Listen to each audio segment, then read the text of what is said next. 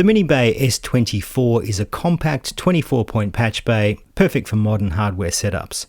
It has 24 1/4-inch TRS sockets on the back and corresponding TRS mini jacks on the top panel. The S24 supports balanced signals as well as unbalanced mono and stereo signals, all of which can be routed using the included 1/8-inch TRS patch cables. Each AB pair has a dedicated switch to engage a half-normal connection when required. So let's hook up some gear and see how it works. Starting simple, we'll first connect socket B4 on the back of the Mini Bay to channel 4 on the mixer using a regular TS instrument cable. Then we'll take another TS cable from this Fred's Lab kit to socket A4 on the Mini Bay. And if we turn on normaling, we can hear that coming through. Notice that we've connected the instrument output to the upper socket and the mixer input to the lower one.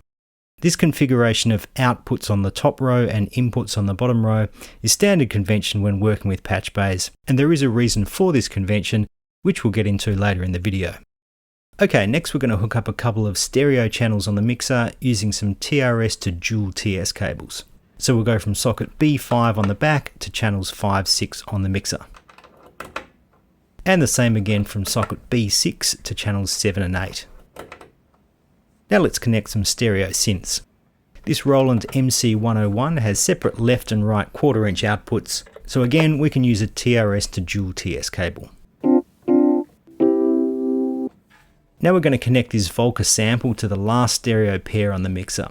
It's only got a mini jack headphone output, so we'll use a 1/4-inch to mini TRS cable. Okay, time for some effects. We'll start with this Blood Moon phaser, which is a mono pedal, so we can just use regular TS cables. We'll stick with the standard convention of putting the input on the bottom row and the output on the top. Next we'll connect this Zoom MS70 CDR with some insert cables, using one for the inputs and the other for the outputs. And finally we have a Korg NTS1, which we'll hook up using 1/4-inch to mini jack TRS cables. Okay, now we're ready to get patching.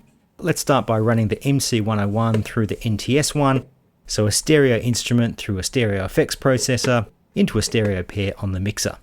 Now we're not hearing any change in the sound yet, and that's because on the Mini Bay S24, pressing the normaling switch toggles between the normal connection and the patch connection.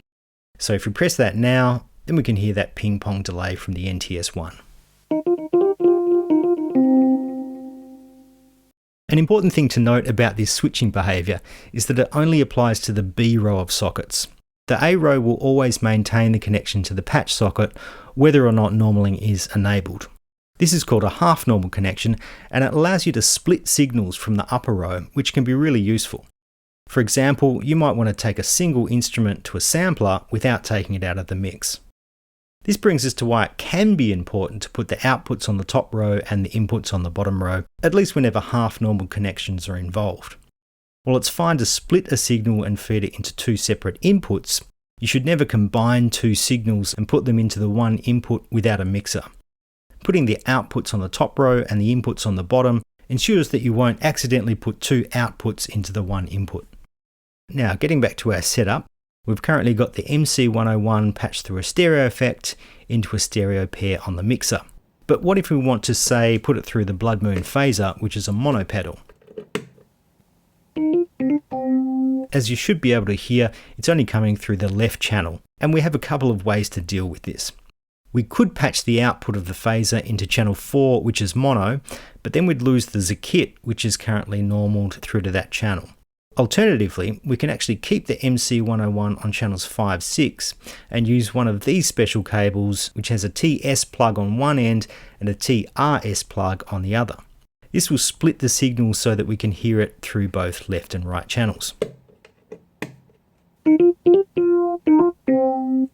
It's important to use these cables only to split signals and never to mix them. So the signal should flow from the TS end to the TRS end. If you do want to mix a few signals together, we also make these little passive mixers, which can be quite handy with the Mini Bay S24. All the sockets are TRS, and you can use any one of them as an input or an output. Just keep in mind that you will lose a bit of gain, as with any passive mixer. And if 24 patch points isn't enough for all your instruments and effects, you can stack a second unit behind using these side brackets that are sold separately on the DF Audio online store. They just screw onto the existing holes on the base of the enclosure. So that is the Mini Bay S24. If you want to find out more, please visit us at dfaudio.com.au.